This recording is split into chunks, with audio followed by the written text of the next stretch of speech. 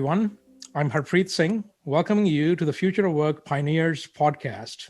Today, we are joined by Schuyler Moore, who works for the Defense Innovation Board as the Director of Science and Technology. She also serves on the Board of Directors for Young Professionals in Foreign Policy and provides expertise to a number of projects and panels on topics related to technology and national security. For the purposes of this interview today, Schuyler only speaks for herself. She does not speak on behalf of the Department of Defense or the Defense Innovation Board. Schuyler, welcome to the podcast. Thank you so much, Harpreet. I'm very happy to be here. So let's begin with your background, your journey so far. Any defining moments that have brought you to your current position and your current role? Sure. So I sit at this interesting place where, as you noted, I'm right at the intersection of technology and national security. And I think that there have been a number of moments that have shaped both of those paths. So on the national security side, which has always been kind of the primary driver for me, I think I found my passion for that and was determined to follow that career path in particular after I worked at a school in Afghanistan about almost a decade ago. And frankly, it opened my eyes to a whole different world that I simply could not have imagined previously. I was previously interested in foreign policy from an academic sense because I'd read a lot about the country and I'd read a lot about national security more generally. But being on the ground and having those conversations with the young women at the school I was teaching at, having conversations with stakeholders who were trying to implement policies that would improve national security on the ground really showed me how important it was to have that foundation of stability before you could accomplish anything else in the country. You know, I was very passionate and continue to be very passionate about women's education in that country, but it was very difficult to make any sort of forward progress unless, in the situation where these girls couldn't walk to school safely, maybe would have to relocate every now and again. And it was just very difficult circumstances that required a foundation of stability to actually improve. Tell us about the school. It was in Kabul, correct? It was, yes. Yeah, it's an incredible, since I was there, it's rapidly expanded and has now become the first all-women's boarding school in Afghanistan, which is just absolutely incredible. It blows my mind what they've accomplished. But at the time when I was there, it was a small operation with maybe 20 to 30 girls. And it's called the School of Leadership Afghanistan, SOLA or SOLA. And I strongly recommend that people check it out because it is absolutely critical what they're doing. They are seeking to educate women in Afghanistan, but they are also instilling values in these girls that will encourage them to return to Afghanistan when frequently they go out of country for university or other education, and then come back rather than contributing to the brain drain in the country, and make sure that they are working every day in their country to improve their situation. And what is the grade level? Is it secondary schooling or higher education? More of secondary schooling to high school, and then for university and college, we'll help them apply to places in Afghanistan, in other countries, including the United States. There are a number of students who are currently in the United States, any of those. And how did you happen to come across this opportunity? I know you were an undergrad at Harvard College. So was this a Harvard internship or was this something else? It was not.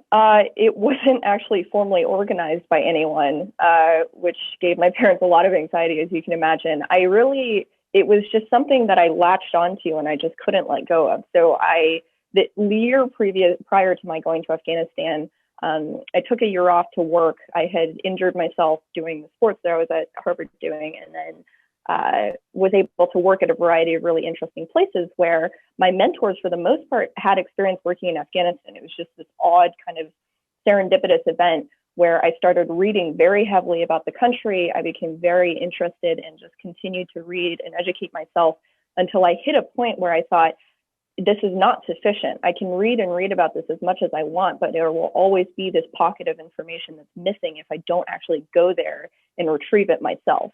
And if I don't actually hear from people who live there and experience that every day. And so for me, it was just a necessity. There was no other way to complete my understanding, and not to say that I completed it by any extent. There is certainly a lot more to be learned there, but it was a critical piece of my ability to contribute in the field of national security to better understand the country to go physically myself.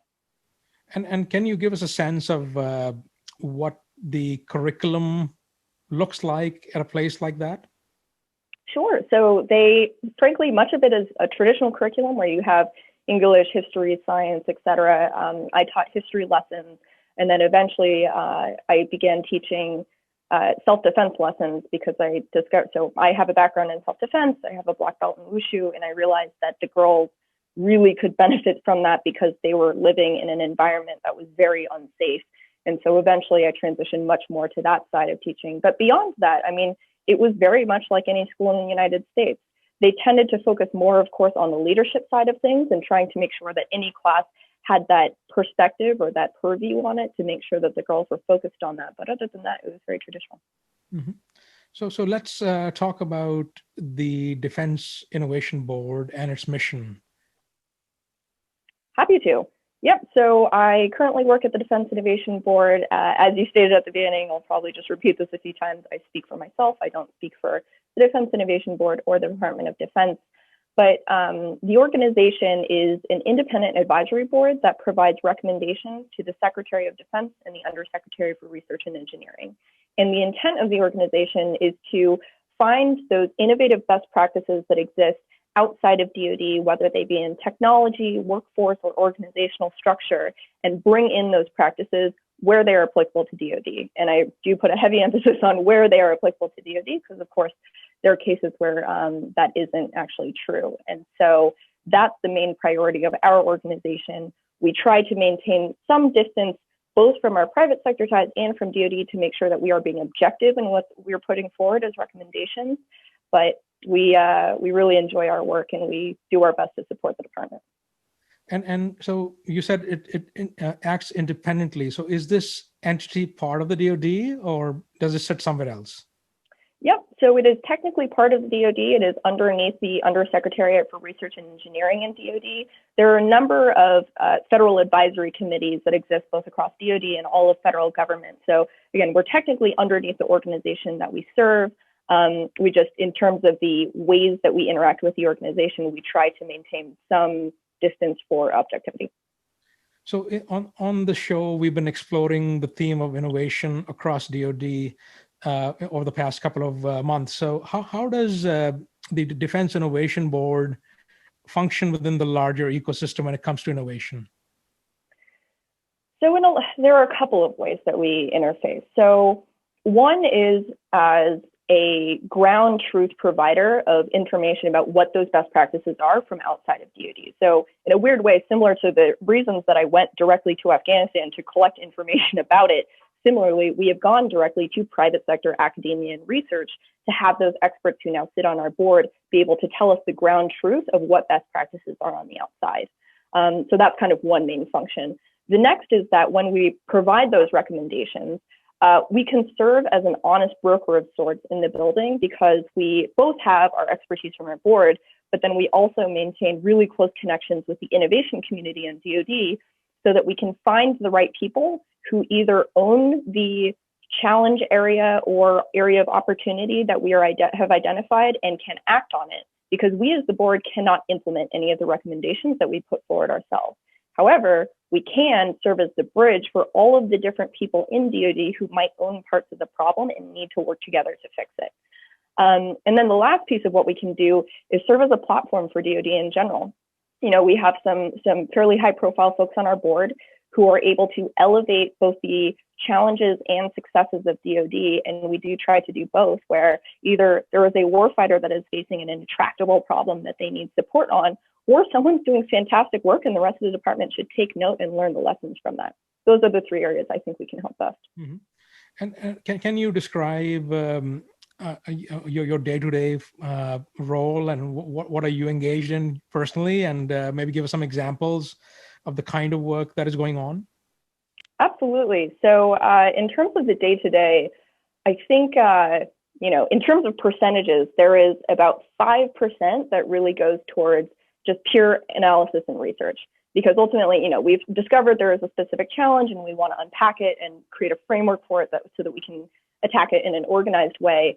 And that is an important piece, but a small piece of the rest of what we do, because I think that admiring the problem is a skill that many in DC have. We have a lot of people who like doing that, but the important part is, and so what? What are you going to do about it? And that is the rest of the 95 to us. So the 95 is finding what the current state of play is right now in the department, understanding who the key stakeholders are, understanding who the leadership is all the way up the chain of command of those stakeholders, because you can get the people at the who are right in touch with the problem, agreed that we need to do something, but they have to answer to others. And we completely understand and respect that and need to get that entire chain in line as well. And then the next piece is, are you going to need funding? Are there other people or other parties that you need to get involved or need to get kind of their sign off on this? And that whole kind of soft, squishy area of the problem is where we thrive, because we try to provide recommendations that are specific and actionable to the point where we can really hand it over to someone and say, you just follow this playbook and we will talk to anybody you need up your command chain to make sure that they understand why this is important, and we will support you to the hilt. This episode is brought to you by Xperfy. Incubated in Harvard Innovation Lab, Xperfy provides custom future of work solutions, such as private talent clouds and skill taxonomies. Xperfy differentiates itself by using subject matter experts to pre-vet and pipeline candidates for AI and high-end technology skills. However, Xperfy Talent Cloud Platform is skill agnostic and can be licensed to build custom talent clouds for any and all skills. In a different use case, enterprises interested in employee intermobility can license the Xperfy platform to create an internal gigs marketplace where interested employees can be algorithmically matched to projects, gamifying their learning experience. Visit www.xperfy.com for more information. Give us a sense of one or two things that you've been excited about to implement. Absolutely. The one project that I've worked on at the Defense Innovation Board that I think will always be my favorite is our work that we did with the Joint Pathology Center, the JPC. A lot of people don't know this, but the Department of Defense owns the largest repository of disease and cancer-related data in the world, full stop, which is insane to say out loud, because it's not something that you would associate with the department, but the department has this responsibility to take very good care of its servicemen and women, and so they keep meticulous records over the years of their disease and cancer-related symptoms and everything else, and so we've built up this incredible repository over hundreds of years that is currently in physical format, so it's in tissue slides. And we recognize that, look, this creates a huge opportunity for advancement in this field, because you're sitting on this treasure trove of data. I mean, think about what you could do if you were to apply machine learning algorithms to it, if you were to disperse it to the research community. There are so many ways that people could benefit, but it was impossible to do because it was in physical format. So we had to help them transition it from that physical form to a digital form that was secure, making sure that we're taking care of our service members' healthcare data, but also accessible enough and it could be leveraged and manipulated in a way where if you're running machine learning algorithms through these millions and millions of slides, you can suddenly find solutions to diseases, thousands of diseases and cancers that exist in this repository. So for me, that was one of the most exciting and rewarding projects that I ever worked on, because the mission alone is, it's not just helping, healthcare for the warfighter and healthcare for DoD, but there are global implications of what this would do. All of us are kind of invested in what is held in that repository. And to me, that was one of the most worthwhile projects that I've worked on. So this project was largely digitizing this data, or did you go beyond that? So the first stage is really digitizing it. And so getting those into a format that you could use. And frankly, that is just the bulk of the work, because it's that early prep work of, do you have the right infrastructure? Once it's converted, is it in a format that's usable for people? Are you cleaning the data in a way where it is actually, again, usable if you're applying AI and ML algorithms against it? And so a ton of the work was on that side. But once that's completed, I think there is just like this stunning and incredible aperture of opportunity on the side of machine learning and AI being applied to it. Mm-hmm. And do you envision sharing this data with the folks outside the DoD?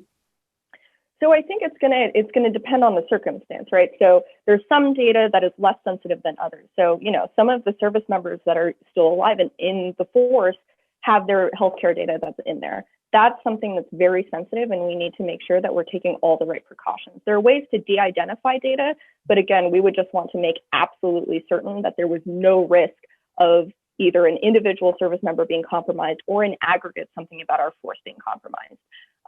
For pieces of data about service members from 100 years back, maybe it's a little less sensitive, but again, you always have to be thinking about that aggregate risk when compiled with so much information. So I think that's something that we're going to need to be constantly iterating on and understanding as we release data.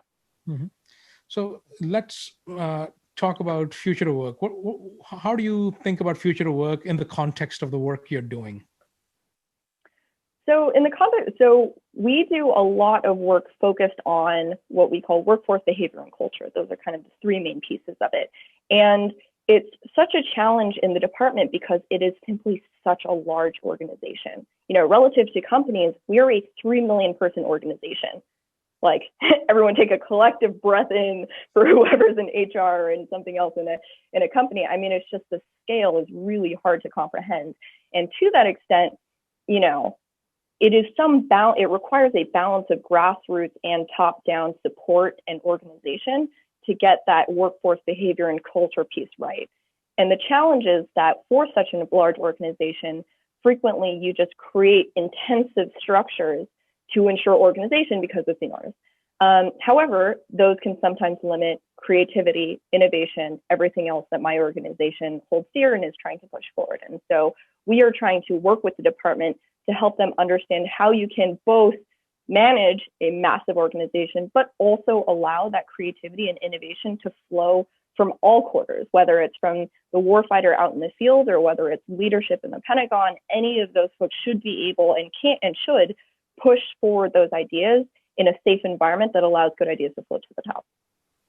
So how do you think about the impact of AI that's going to have on the workforce specifically? And is that something that is being tackled?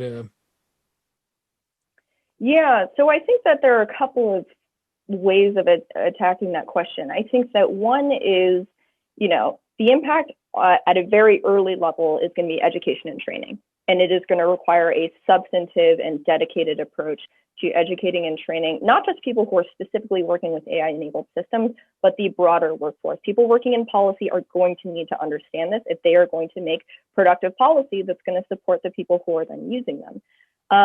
But then ultimately, like longer down the road, I think that there is often a concern about AI that is voiced across multiple fronts about the risk of removing jobs or making people irrelevant or any of those concerns, which I think are completely reasonable. And I understand why people feel that way.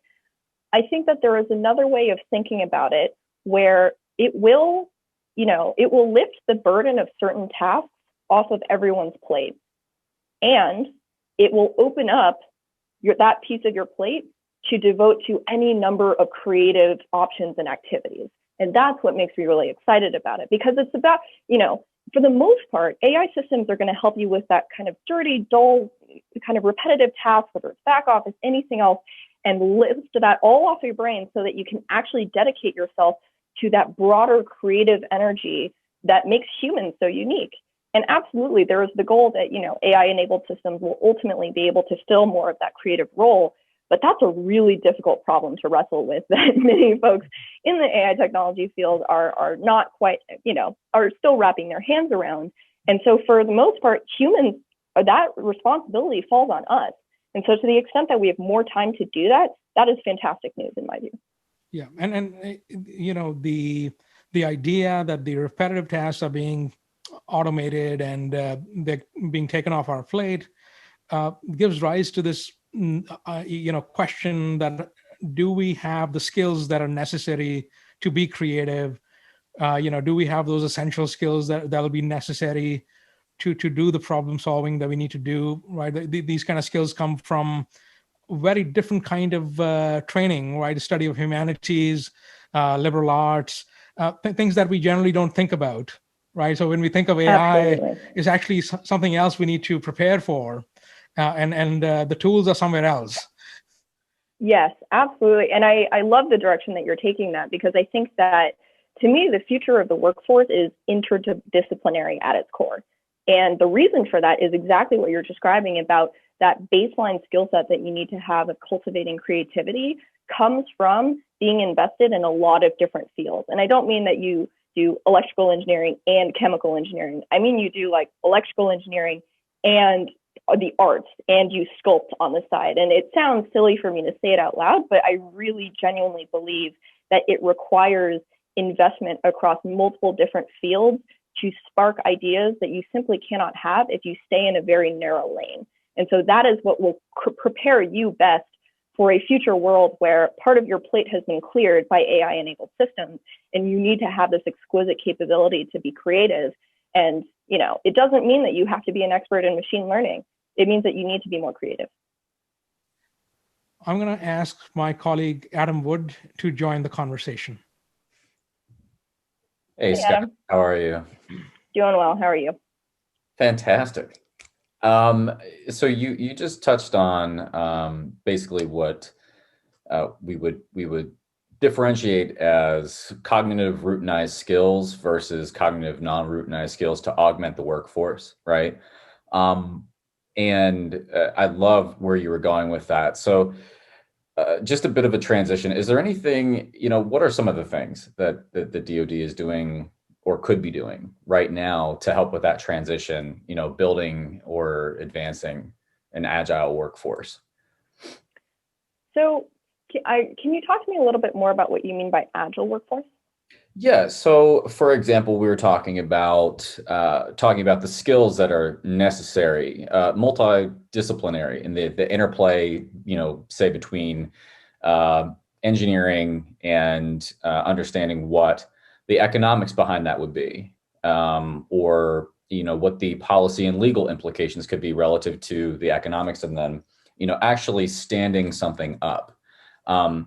What is the DoD doing, or what could they be doing to advance those types of workforce initiatives and integrate that agility into the process to, create that robust quality education training, things like that? Sure. Yeah, it's a good question. So I think that what DoD is already doing is recognizing those gaps in capability and creating the opportunities for civilian and military workforce to take advantage of that training on a regular basis. I think that I have seen pockets of what I'm about to describe, but they could also improve in ensuring that that training is being thoughtfully applied to a broader organization and not simply an individual. So I can give you a specific example of where, that disconnect might create a challenge. Design thinking, a kind of process of thing, it's something that we train a lot of folks in DoD in, and I think it is incredibly valuable and can have incredible returns on the back end when applied. However, if one person in an office has been trained in design thinking and nobody else has, and that person is not in a position of leadership or in a position to be able to spread that knowledge, suddenly you've trained someone and they have no way of applying it in their day-to-day work. And so either, they will not use it at all. Best case, they'll keep that knowledge but not use it. And worst case is they'll forget that knowledge and not use it. So to me, a really important piece of training is not thinking about it in a silo or in kind of a tunnel vision view, but thinking about it in the context of the broader organization that the person receiving training is about to go back to. Yeah, absolutely. I think that there's an element between when you're discussing training, whether that's in the classroom, asynchronous, what have you, there's an experiential element to it that is required so that it can become applicable, and so that individual can also share. That's basic knowledge share. Have you seen anything in the private sector that could help translate agility into the DoD's workforce? Any unique concepts that you've seen that you're excited about? I mean, yes, it's almost the entirety of our work on the Defense Innovation Board to find those pockets of successful practices outside of DoD and bring them in. Frankly, in a lot of areas, DoD could stand to learn from private sector methods, I would certainly say. I think that what DoD does need to do is take advantage of opportunities that come up for them to close that gap. So an example I would give is, frankly, COVID, where most of us are in a remote space. And this is a report that the Defense Innovation Board put forward a couple of months ago as we were seeing COVID ramp up. But we realized that there is a huge opportunity for DoD to kind of take a different approach to recruitment and retention and be able to recruit so many folks who are on the tech side that perhaps we wouldn't have otherwise been able to reach by embracing remote work. And we're learning right now that, previously DoD thought we couldn't possibly do remote work. There are so many reasons that we couldn't do it. We don't have the tech.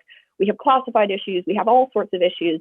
And we're discovering now that by virtue of the fact that we have to, there are ways around that. And so by accepting that, you open up this world where maybe we can recruit from a much broader geographic field. You can work on the West Coast, stay in whatever city you want, stay close to your family, live wherever you want, and you can still work for us and serve your country. And that to us is a huge benefit, because previously, I don't know if we can necessarily compete on the side of, when you come into the office, there will be a foosball and a foosball table and, lots of LaCroix in the fridge. But what we can offer is a really important mission. And we can offer really incredibly interesting and difficult work for you to wrap your hands around. And if we can at least level the playing field in other respects with the private sector, I think we have a really good shot of making progress in that area.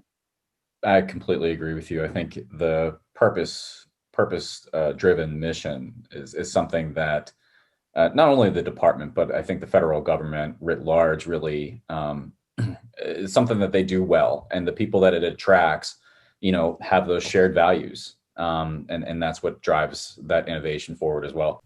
Schuyler, you've talked about the impact of COVID and COVID accelerating digital transformation when it comes to remote work. What are other ways in which COVID has impacted the DoD from your perspective? I mean, I think a lot of it is really just from a technology implementation standpoint. I think that there was always a time where we are looking out and seeing all of the beautiful technology that is a decade ahead of where we are and thinking, oh my gosh, we can and should be implementing it, but it required a hard shove. And COVID provided that hard shove, both in terms of we need to have better compute available for the entire workforce. We need to have the tools so that the workforce can talk to one another regardless of where they are and what time it is. And it really is just these basic, simple IT issues that can ultimately strangle a workforce if they're not resolved. And I think that COVID has unintended side consequence. Certainly not a positive thing in any other respect, but in that respect, it actually has created a positive shove for the department. Are you trying to bring together various stakeholders from the private sector, academia, to do some of the work you've been doing from an innovation standpoint? So when we interact with commercial sector, private sector, it's usually in the context of collecting information about what they are doing, and then we will typically keep them somewhat separate, again, for the sake of being independent, for the sake of objectivity, where we collect information from the private sector and we collect information about the current state from DoD, and then we kind of sit collectively, and our board does have a wealth of information about both so that they can make those connections where they're appropriate or not.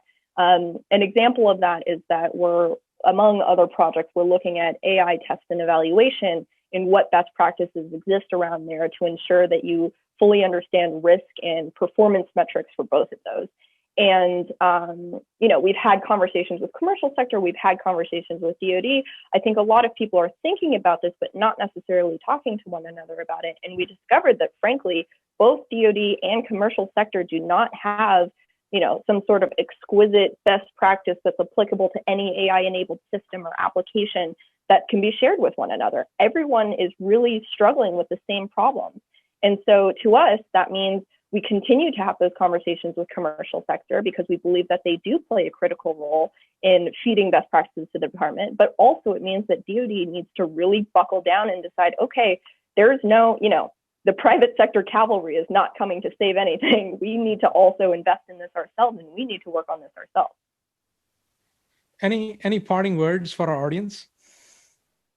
Parting words, thank you so much for having me on. I really do appreciate it. My parting words would be focused on the title of your podcast, Future of Work.